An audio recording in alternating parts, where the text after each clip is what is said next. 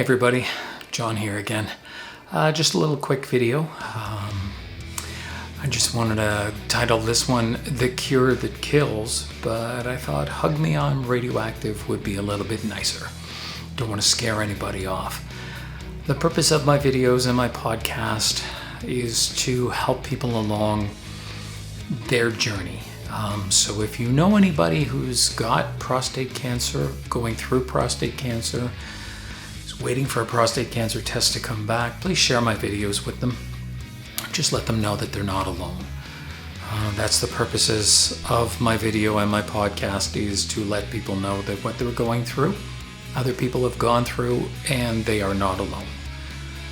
Like I said in the last video, we are not meant to take this journey of life on our own. We need people around us, whether that be family, spouses, partners, you name it. We cannot do this on our own. So starting, I guess in 2020, January, the middle of January, I started my radiation treatments. That was every day for 6.5 weeks. So most of the time I was there in the morning, which was cool because they don't want anything in your bowels, so I didn't eat. I was up early enough. You drink your water, you make sure your bladder's a good size, and then you go. They lay you down on the bed, take your pants down a bit, and then the machine does the rest. I mentioned the pants down a bit because, I mean, everywhere I went after, and even before the surgery, it was like every doctor's appointment, it was like somebody was asking me to drop my pants. So it became a natural part of everything. You got up on the table and you just undid your belt and dropped the pants, and that was it. The crew that I had in South Lake were just great. They were my kids. They were around my children's age, 25, 26, 27. So they were my kids. I took care of them, and they got a kick out of the fact that I was never alone. No, Joy wasn't with me, but I always brought my little Mascot with me. For those of you who know The Simpsons, I brought a little Funko Pop radioactive man.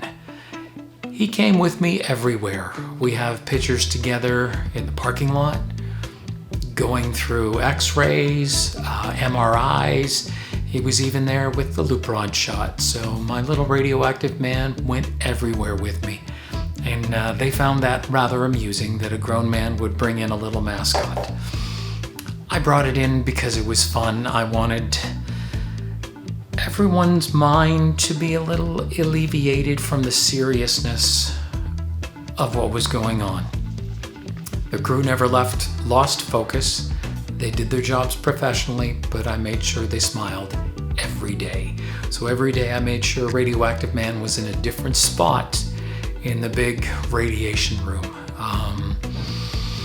It's funny, it's lighthearted. Again, you're dealing with something that can cure your cancer, but before you go in there, the doctors make you aware that down the line, you might get cancer from the radiation that saved your life so many years before. So there's not much you can do. I mean, there's different ways you can look at it. There's different ways you can deal with it, and I'll deal with that later on. I was diagnosed stage 2A, which meant that the cancer was confined all to the prostate. When the surgery happened, I was more of a stage 3 something or other, because it had gone outside of my prostate and was spreading everywhere. So I just want to leave you with that. I'm doing pretty good. Still waiting on the results from after everything, but I wanted to let you know that, 6.5 weeks of radiation.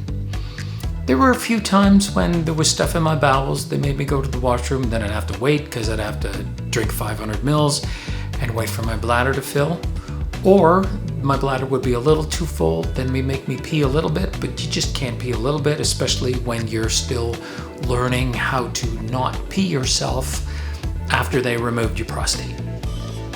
So then again, you'd have to sit and wait, you'd drink more water, and then you would try again.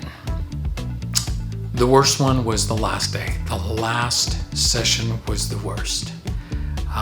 My bowel was almost full, so I had to go to the washroom, but I had to poop, but try not to pee.